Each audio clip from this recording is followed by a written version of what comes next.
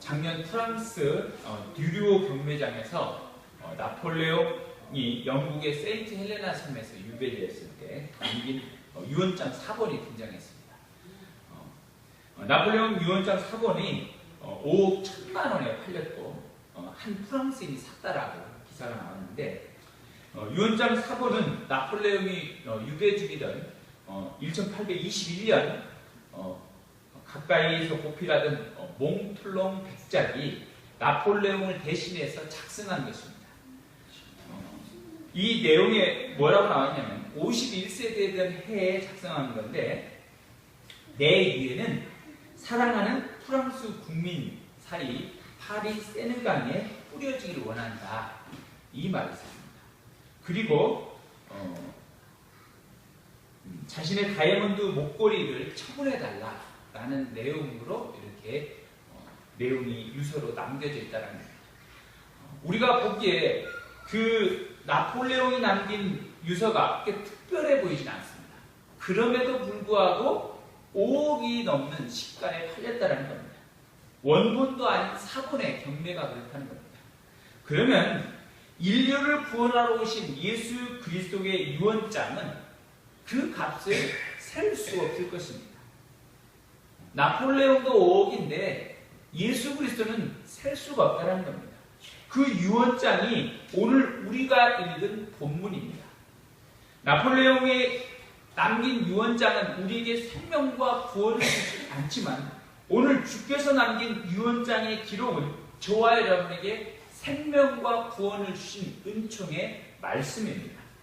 오늘 주께서 하신 말씀의 유언은 무엇을 기록하고 있습니까? 첫 번째, 유언장의 가르침입니다. 23절 24절 내가 너에게 전한 것은 주께 받은 것이니 곧 주 예수께서 잡히시던 밤에 떡을 가시사 축사하시고 떼어 이르시되 이것은 너희를 위한 내 몸이니 이것을 행하여 나를 기념하라 하시고. 아멘.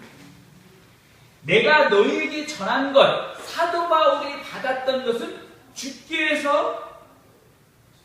받은 것을 너희에게 전한다라고 했습니다. 우리는 사도 바울에게 받은 것, 사도들에게 받은 것은 예수님께서 전해주신 것을 받은 것입니다.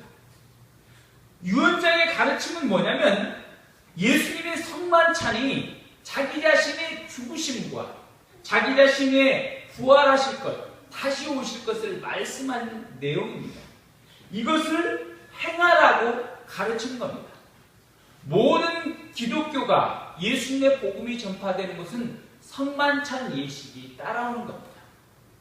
여러분, 성만찬 예식은 그냥 우리가 1년에 한 번 아니면 2번 먹는 절기의 음식이 아닙니다. 예수님이 행하라고 하신 겁니다. 나의 죽음과 나의 십자가의 못 박힘과 부활에 대해서 너희는 끊임없이 전하라고 주신 것입니다. 이것이 바로 유언장의 가르침입니다. 가는 곳곳마다 이것을 행해야 한다는 겁니다. 성만찬을 끊임없이 행할 때마다 우리는 그 죽으심을, 십자가의 못 박히심을 잊지 않는 것입니다. 우리에게 주어지는 것이에요. 유언장은 끊임없이 우리에게 말씀하고 있습니다. 우리가 우스갯소리로 청개구리에게 남긴 유언장이 뭡니까? 비 올 때 이 개울에다가 자기 엄마의 무덤을 장사해야죠. 비 오는 날에는 그렇게 개울가에서 우러대는 청개구리의 소리, 청개구리도 그렇게 유언장을 소리를 듣고 남긴 말을 듣고 그렇게 따르고 있는데, 우리 믿는 크리스찬은 무엇을 따르고 있습니까? 성만찬의 예식이 우리에게 행해진 것은 그리스도의 십자가의 죽음과 부활과 다시 오심의 메시지라는 것을, 그 말씀을 우리에게 전하고 또한 증거하라는 것을 말씀하고 있다는 것입니다. 그러면 두 번째, 유언장의 효력은 언제 나타나는 것이겠습니까? 25절 같이 한번 읽겠습니다. 시작. 식후에 또한 그와 같이 잔을 가지시고 이르시되 이 잔은 내 피로 세운 새 언약이니 이것을 행하여 마실 때마다 나를 기념하라 하셨으니. 아멘. 예수님께서 세운 이 유언장의 효력은 언제 나타나냐? 피로 세운 새 언약, 예수님이 십자가에 못 박혀 죽으시고 난 다음에 새로운 언약으로 효력을 나타낸다라고 말씀하고 있습니다. 예수님이 죽으시면 효력이 나타나는 겁니다.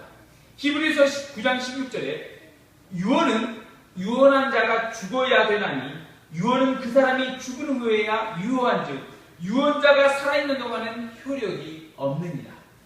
예수님이 죽으시고 난 다음에 이제 효력이 발생했습니다. 그 새로운 효력에는 새로운 언약이라는 겁니다. 그리스도를 믿는 자에게 구원을 주신다는 새로운 언약입니다. 유언장은 보통 공증이 있어야 합니다. 공증. 공증은 사무실에서 또 변호사를 통해서야만 효력이 발생됩니다. 유언장의 공증은 누가 하셨습니까? 변호사가 했습니까? 판사가 했습니까? 예수님의 유언장의 공증은 하나님이 하셨다는 것을 믿으시기 바랍니다. 요한복음 1장 12절 영접하는 자 곧 그 이름을 믿는 자들에게는 하나님의 자녀가 되는 권세를 주셨으니 이는 혈통으로나 육정으로나 사람의 뜻으로 나지 아니하고 오직 하나님께로부터 난 자들이니라. 예수님이 십자가에 못 박혀 죽으신 그리스도의 이름을 믿을 때 하나님의 자녀가 되는 권세를 주셨다는 것입니다. 하나님의 자녀가 되는 권세, 이것은 하나님께서 공증해 주시고 하나님께서 보증해 주신 것입니다. 예수님을 주로 고백한 사람들에게 하나님의 자녀됨의 권세를 주셨습니다. 자녀에게 주시는 것이 무엇입니까? 그것은 상속권입니다. 여러분, 여러분의 자녀에게 무엇을 물려주고 싶습니까? 많은 사람들은 자녀들에게 유언으로 물려주고 싶은 최고의 것이 재산일 것입니다. 그렇지 않습니까? 재산. 그래서 많은 부한자, 많이 가지고 있는 사람은 세금을 적게 내서 자녀들에게 더 많이 주려고 편법을 이용해서 많이 이렇게 합니다. 그걸 통해서. 그러나 우리 믿는 크리스찬이 자녀에게 물려줘야 할 게 뭡니까? 믿음입니다. 예수 그리스도께 우리에게 물려준 것이 뭐냐면 그리스도의 이름입니다. 예수 그리스도를 통한 구원입니다. 그래서 갈라디아 2장 29절에 이렇게 말하고 있어요. 너희가 그리스도의 것이면 곧 아브라함의 자손이요 약속대로 유업을 이을 자니라. 아브라함의 자손이요 약속을 유업으로 받은 자 그리스도의 자손에게 우리에게 무엇을 주셨습니까? 예수 그리스도께서 땅을 주셨습니까? 아닙니다. 땅을 받은 사람 있습니까? 없죠. 돈을 받은 사람 있습니까? 없습니다. 오직 하나님의 상속권인 영원한 생명, 하나님의 나라를 우리에게 물려주셨습니다. 그리스도를 십자가에 못 박혀 죽게 하심으로 독생자 예수 그리스도를 속죄의 제물로 되게 하시고 우리를 하나님의 양아들과 양딸로 삼아주셨어요. 그리고 우리를 하나님의 자녀된 하나님의 자녀로 인정받게 해주셨습니다. 예수 그리스도와 동일한 약속, 유업을 우리에게 물려주셨다는 것입니다. 주님이 부활하게 하심으로 자녀됨의 축복, 하나님의 축복을 우리에게 갖게 해주셨습니다. 그 축복이 어떠한가? 계시록 22장 4절 모든 그 눈물을 눈에서 닦아주시니 다시는 사망이 없고 애통하는 것이나 곡하는 것이나 아픈 것이 다시 있지 아니하더니 처음 것들이 다 지나갔음이라. 오직 하나님께서 주신 영원한 생명은 슬픔과 눈물과 고통이 없는 것입니다. 이것을 믿으시기 바랍니다. 믿는 자에게 주신 영원한 생명의 상속, 이건 이 세상의 모든 사람이 목마르고 갈증나고 간구하고 싶은 모든 것들 하늘에서 받게 해주셨다고 말씀하고 있습니다. 영국에 줄리안 앨리스 모리스라는 사람이 있습니다. 이 사람은 굉장히 괴팍한 부자라고 알려진 사람인데 그는 어린 시절에 미아가 되어서 거리처럼 생활했습니다. 거지처럼. 그런데 그가 어느 날 청년이 되던 어느 날 자기의 출생신고를 등록하고 알아보니까 자기가 부자의 아들인 것이 우연치 않게 발견됩니다. 그래서 아버지의 거대한 부를 상속받게 됩니다. 앨리스 모리스는 엄청난 부를 상속받게 됐어요. 그럼에도 불구하고 그는 상속받은 난 다음 날 여전히 거지의 옷차림을 하고 역을 중심으로 한 거리에서 국을 행각을 하고 기분이 좋은 날에는 면도를 하고 비누와 샴푸를 팔러 다니게 됐습니다. 그런데 꼭 한 달에 한 번씩이면 근사한 옷을 차려입습니다. 은행에서 자기의 돈을 꺼져다가 옷을 사입고 리무진을 렌트해서 최고급 레스토랑 가서 식사를 하고 호텔에서 하룻밤을 잡니다. 그리고 1년에 한 번은 파리와 온 유럽의 여러 도시들 전용 제트기를 전세내에서 한 번 여행을 갔다 옵니다. 그러면은 그 럭셔리한 여행을 끝나는 그 다음날 여전히 자기는 또 거지 옷을 입고 그렇게 사람들한테 구걸을 하는 것입니다. 여러분, 그 거지의 영락 없는 암루한 옷차림, 초점 없는 그 거지의 모습, 그게 바로 앨리스 모리스, 거대한 부를 상속받은 사람의 모습이라는 것입니다. 여러분, 오늘 우리는 그리스도를 통해서 유언장으로 남긴 이 성만찬의 예식을 통해서 하나님의 유업을 믿음으로 받았습니다. 이 유업으로 받은 사람들이 이것을 기쁨을 누리지 못하고 누더기 옷으로 거지처럼 지내고 있지는 않은지 여러분 생각해 보시기 바랍니다. 우리의 믿음이 하나님께서 주신 상속을 기쁨으로 받으셨습니까? 오늘 우리는 성만찬의 떡과 잔을 먹고 마실 때마다 하나님의 생명을 받는다는 것을 믿음으로 고백할 수 있기를 바랍니다. 영원한 생명, 기쁨을 우리에게 주셨습니다. 이 기쁨에서 좌절하지 마시기 바랍니다. 낭망하지 마시기 바랍니다. 여러분, 슬픔과 낭망에 내어있는 자는 줄리안 앨리스 모리스처럼 거지의 모습으로 다시 돌아가는 사람과 별반 다르지 않다는 것입니다. 영원한 하나님의 생명을 우리에게 주셨다는 것입니다. 성만찬의 예식을 우리가 실제로 한 달에 한 번씩 우리 교회에서는 행하고 있습니다.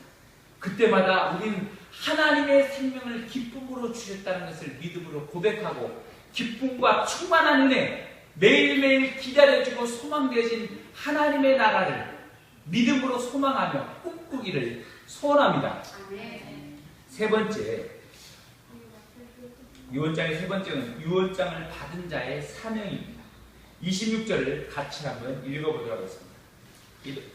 같이 읽겠습니다. 시작. 너희가 이 떡을 먹으며 이 잔을 마실 때마다 주의 죽으심을 그가 오실 때까지 전하는 것입니다. 모든 성찬에 참여하는 믿음의 사람들은 그리스도의 유언을 받게 됩니다. 이 성찬 예식은 우리에게 복음을 주는 거예요. 복된 축복을 주는 것입니다. 성찬식에 예비된 떡은 구약으로부터 내려오던 소망의 만나였습니다. 모든 구약의 시대 사람들은 굶주렸어요. 그래서 그 굶주림의 해결자가 오길 바랐습니다. 굶주림에 허덕이던 그들에게 출애굽을 했던 광야에서 그들에겐 그들의 배고픔을 40년 동안 하늘에서 만나로 먹여주셨습니다. 그들의 굶주림을 채워주셨다는 것입니다. 이 굶주림의 해결자 예수 그리스도, 신약에 와서 무엇을 말하고 있습니까? 지금에 와서 지금의 시대에 많은 사람들이 굶주림에 허덕이는 사람 있습니까? 여러분, 더 이상 못 먹어서 불평한 사람 없습니다. 대부분 사람들이 너무 많이 먹어서 콜레스테롤과 당뇨 때문에 고생하는 사람들이 많습니다. 그러나 이 시대에 무엇을 먹고자 하나? 영의 양식, 영의 굶주림, 영의 갈증, 갈망, 타는 듯한 영의 목마름, 이것을 소망하고 있다는 겁니다. 주께서는 뭐라고 말씀하고 있습니까? 이 떡은 나는 하늘로부터 내려온 살아있는 떡이니 이 떡을 먹는 자마다 영생하리라. 예수 그리스도께서 주신 영생의 떡, 육의 떡을 넘어서 영원한 생명의 떡, 영의 떡이신 그리스도를 먹음으로 우리가 영원히 산다라고 말씀하고 있습니다. 성찬에 예비된 포도주는 주님의 십자가에 흘리신 대속의 피, 성찬에 예비된 떡은 그리스도의 몸, 찢기신 몸입니다. 그리스도의 살과 피를 먹고 마실 때 우리는 영원한 생명을 얻게 된다는 겁니다. 요한복음 3장 16, 17절 하나님이 이 세상을 이처럼 사랑하사 독생자를 주셨으니 이는 그를 믿는 자마다 멸망하지 않고 영생을 얻게 하려 하심이라. 하나님이 그 아들을 세상에 보내신 것은 세상을 심판하려 하심이 아니요 그로 말미암아 세상이 구원을 받게 하려 하심이라. 성찬식은 우리에게 구원의 복음이 되는 것입니다. 성찬식은 우리에게 치유의 복음이 됩니다. 성찬식은 우리에게 부요한 복음이 됩니다. 우리에게 부족함 없이 채워주는 것입니다. 그러므로 저와 여러분이 그리스도를 만났을 때는 이렇게 할 것입니다. 여호와는 나의 목자시니 내가 부족함이 없으리로다. 여러분, 하나님을 만났을 때 부족함을 보았습니까? 하나님을 만나지 못한 자가 부족함과 불평과 원망이 있는 것입니다. 하나님, 예수 그리스도를 만나는 자는 부족함이 없는 줄 고백하시기 바랍니다. 아멘. 주님의 것으로 채울 때 참된 만족을 얻게 되는 줄 믿습니다. 아멘. 오늘 우리에게 주신 유언장, 우리에게 성만찬의 예식은 주님의 놀라운 은혜, 놀라운 선물입니다. 요한복음 14장 2절 3절 내가 너희를 위하여 거처를 예비하러 가노니 가서 너희를 위하여 거처를 예비하면 내가 다시 와서 너희를 내게로 영접하여 나 있는 곳에 너희도 있게 하리라. 영원한 천국을 예비하셨다는 겁니다.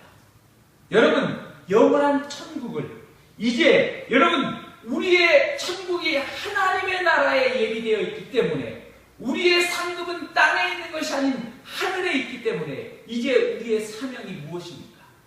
하나님의 나라에 있는 그 천국을 우리가 유업으로 받기 위해서 이 땅의 사명, 그리스도의 복음을 증거하는 일입니다. 예수님을 증거하는 겁니다. 예수 그리스도를 자랑하는 겁니다. 그리스도가 우리를 위해서 십자가에 못 박혀 죽으셨고 부활하셨고 다시 살아나셨으며 심판의 주로 오실 것을 전하는 것입니다. 여러분의 사랑하는 사람에게 여러분의 상속을 물려주고 싶습니까? 여러분의 자녀들에게, 여러분의 가장 소중한 사람에게 여러분의 상속을 물려주고 싶습니까? 여러분, 오늘 여러분이 사랑한다면 그리스도께서 우리를 사랑하심으로 자기의 목숨을 십자가에 내어주시고 하나님의 생명을 우리에게 주셨습니다. 여러분들도 정말로 사랑한다면, 누군가를 사랑한다면 그리스도처럼 여러분 그 사람들에게 예수 그리스도의 생명의 이름을 전할 수 있기를 바랍니다. 정말로 사랑한다면 그리스도를 알게 할 수 있기를 바랍니다. 정말로 주고 싶은 것이 있다면 예수 그리스도의 이름을 주시길 바랍니다. 얼굴도 모르고 미워하고 내가 정말 싫어하는 그런 사람일지라도 주님께서 죽을 수밖에 없는 나를 위해서, 죽었던 우리를 위해서 나를 위해서 십자가에 못 박혀 죽으셨듯이 내가 싫어하고 미워하는 그 사람들에게도 그리스도의 복음을 전하는 것이 여러분들의 사명이 되어야 하지 않을까 생각합니다. 여러분은 어떠십니까? 이 한 주간 여러분의 맡겨진 사명, 마지막 유언장, 그리스도의 이름을 증거하는 것이 저와 여러분의 사명일 줄 믿습니다. 그러면 여러분의 삶 가운데 그리스도의 복음을 전하게 된다면 여러분은 달라지게 될 것입니다. 여러분의 사명은 매일매일 만나는 사람에게 그리스도를 증거하는 것입니다. 그러면 여러분, 내 삶이 힘들지 않습니다.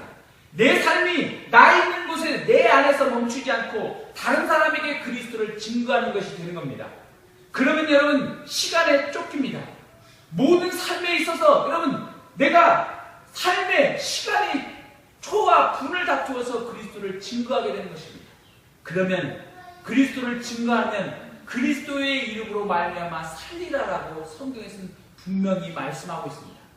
여러분, 육체적으로 힘드십니까? 영적으로 힘드십니까? 그 모든 것들, 영을 살리고 육을 살리는 그리스도를 증거하고 그리스도가 여러분도 살리고 다른 사랑하는 사람과 모든 사람을 살리는 축복의 한 주간이 될 수 있기를 소원합니다. 그리스도 때문에 이 한 주간도 눈물 흘리고 애통하고 핍박받아 그 기도하는 그 손길 위에, 그 심령 위에, 그리고 여러분들 위해 성찬의 몸의 피와 그리스도께 주신 그 성찬의 유언의 그 은총이 값지게 되며 하늘에서 빛나게 되는 은총을 저와 여러분이 축복으로 받게 되기를 소원합니다.